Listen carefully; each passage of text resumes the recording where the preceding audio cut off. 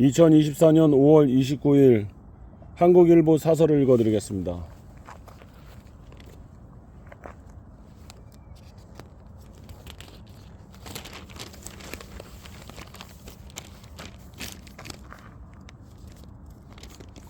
최상병 특검법 부결, 민심보다 윤심이 무서운 여.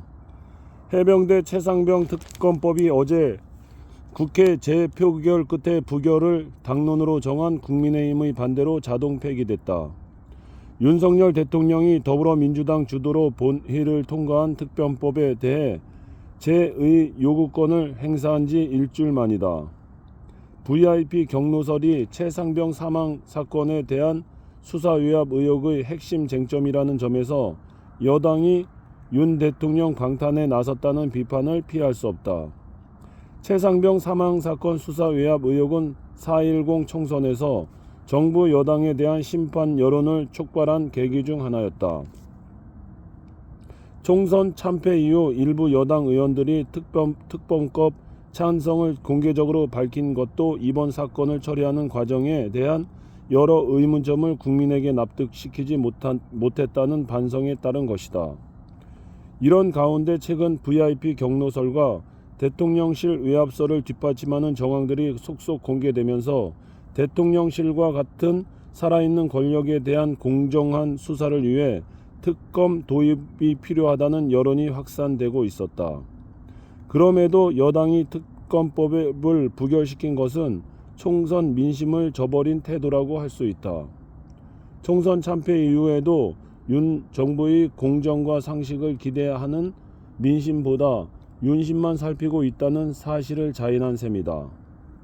민주당 등 야권은 부결 직후 22대 국회에서 특검법 재추진 의사를 공언했다.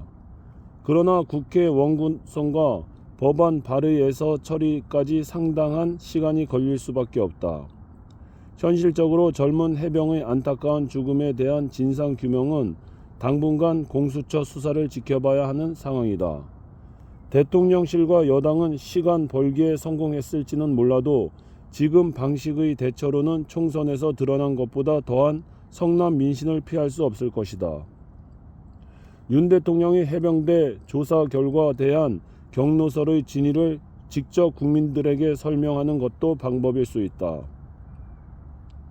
많은 여론이 윤 대통령의 경로에 별다른 문제가 없다면 특검을 받지 않을 이유가 없다는 데 동의하고 있다.